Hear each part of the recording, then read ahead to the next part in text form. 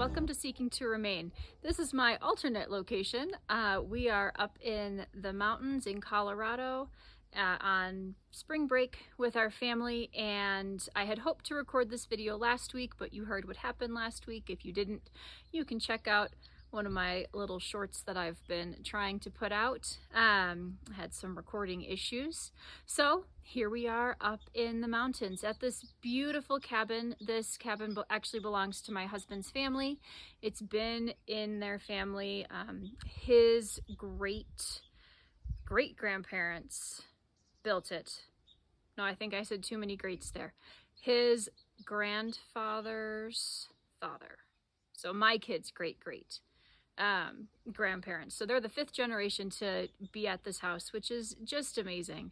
And it got me thinking about our readings for this coming Sunday when we hear about the blind man.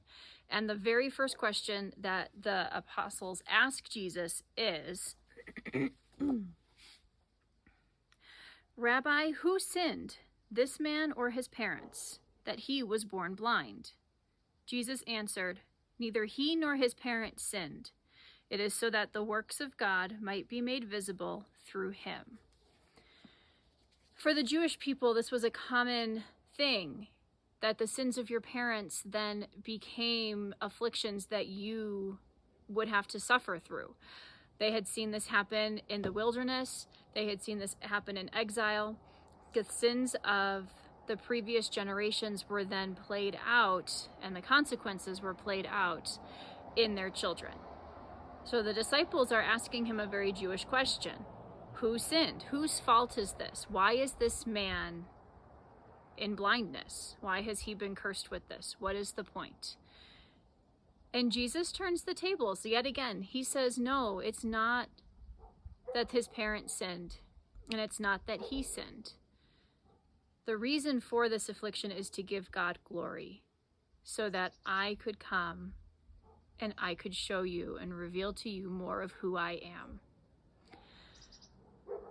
The question of generational sin is not an easy topic, and I didn't know how I was going to approach this, to be very honest. And then I had the opportunity to come to this cabin and film here at the cabin, and to think about this work of generations, this thing that was built by generations past that we've been able to hand down through Ben to our children, and hopefully to their children. It's a testament to the work that they did, to the time and dedication of other family members continuing to maintain it, to improve upon it. The porch I'm standing on wasn't even here when this cabin was first built. We give things to our children. Sometimes they're physical things like family heirlooms or as large as a cabin.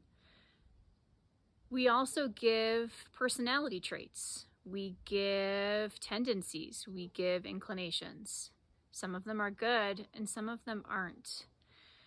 And while we understand that the sins of our parents do not have consequences, negative consequences from God, there are still consequences that come from a generational sin.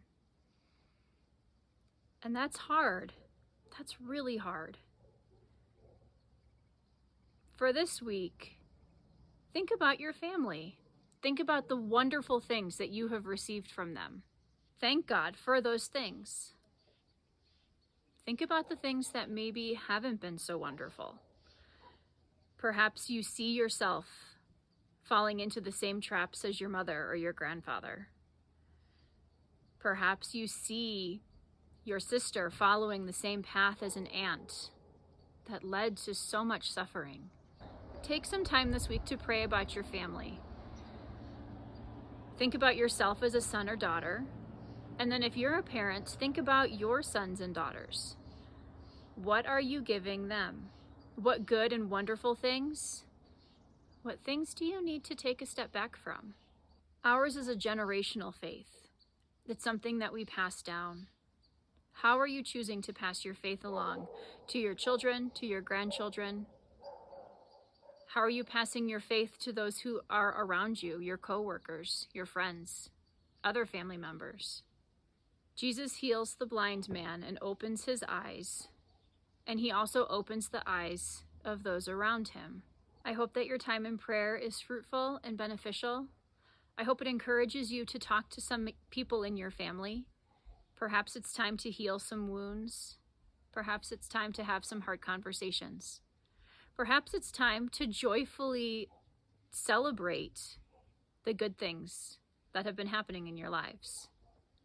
Whatever it may be, I hope that you find time for it to happen this week. I look forward to seeing you again next week. God bless.